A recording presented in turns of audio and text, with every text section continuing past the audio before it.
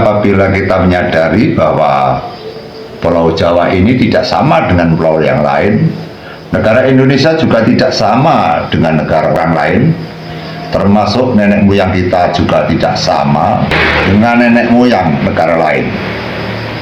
Kita patut bangga kepada nenek moyang kita. Banyak ajaran dan kawruh yang ternyata banyak khasiat dan gunanya, sehingga kita tidak salah dan kita perlu bangga kepada nenek moyang kita yang mana benar-benar banyak sekali kawruh yang ditinggalkan kepada kita semua. Cuma kita mau mengakui atau tidak, atau kita bersyukur atau tidak, karena banyak sekali ajaran-ajaran nenek moyang kita yang dimentahkan, yang dipatahkan dan didempar, sehingga seolah-olah ajaran-ajaran nenek moyang kita dianggap ajaran yang tahayul, ajaran yang kuno, ajaran yang tidak berarti.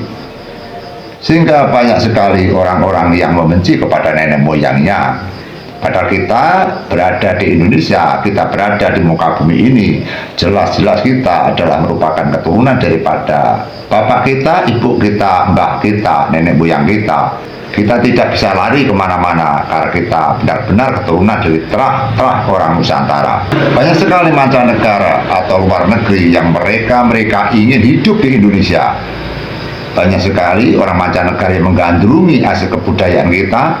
Banyak sekali orang-orang mancanegara yang mengagumi kepada ilmu-ilmu dan kawruh daripada nenek moyang kita. Kita tahu bahwa pusaka Empu Gandring dan naga Puspakersna yang dikagumi oleh mancanegara, termasuk kerajaan Tartar, termasuk kerajaan Cina atau kerajaan Tiongkok, yang mana mereka berbondong-bondong ingin berguru, ingin menciptakan, ingin menirukan khasiat dan kekuatan besi-besi daripada pusaka-pusaka di era dulu seperti pusaka pedang Puspakersna.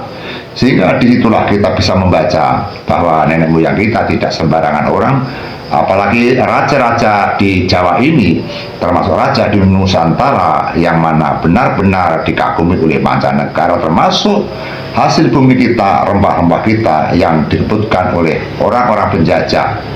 Yang ini kita sudah tahu bahwa Jepang dan Indonesia termasuk sekutunya, mereka menginginkan negara kita. Banyak sekali tradisi-tradisi dan kawruh dari nenek moyang kita yang kita berikan perlambang.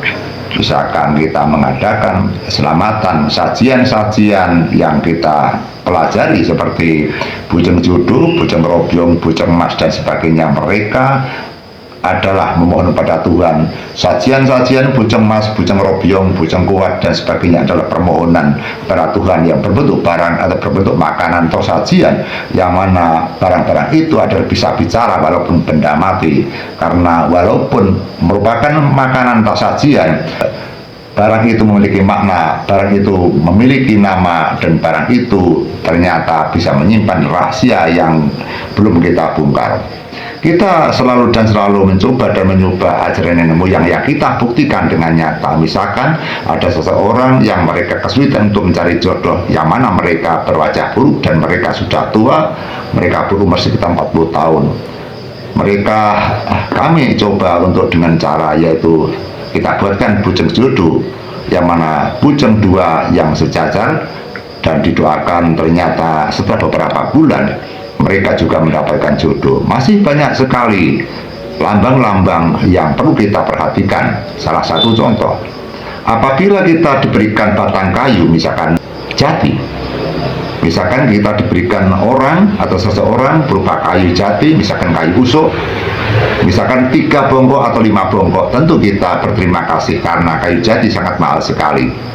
Namun apabila kayu jati itu dibuat untuk yaitu membuat sebuah keranda mayat atau pandoso, maka setelah kayu jati yang baru tadi dibikin pandoso, maka pandoso yang baru itu diberikan kepada siapapun mereka juga tidak mau, karena simbol dan lambang pandoso, lambang keranda adalah kematian. Bahkan pandoso yang baru itu pun diletakkan di depan rumah orang, mereka juga ketakutan.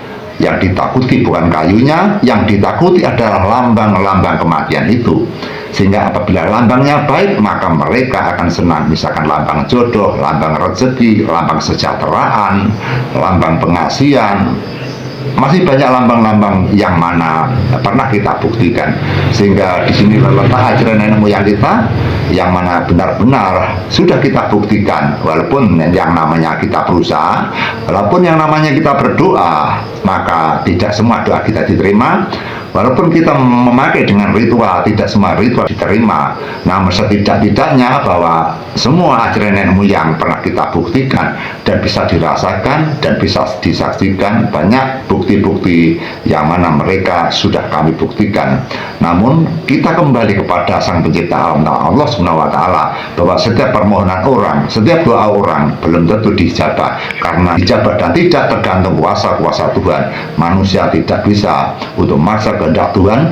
Kridane ati tan bisa bedah kutane pasti, budi dayane manungsa tan bisa mukuli garis kang kawasa. Artinya, walaupun kita berusaha, walaupun kita memaksa dan meminta, namun kalau Tuhan tidak meridhoi, Tuhan tidak memberikan anugerah, maka usaha kita juga akan gagal total. Demikian teman-teman. Wassalamualaikum warahmatullahi wabarakatuh. Sugeng rahim kami nangih. Amin ya rabbal alamin.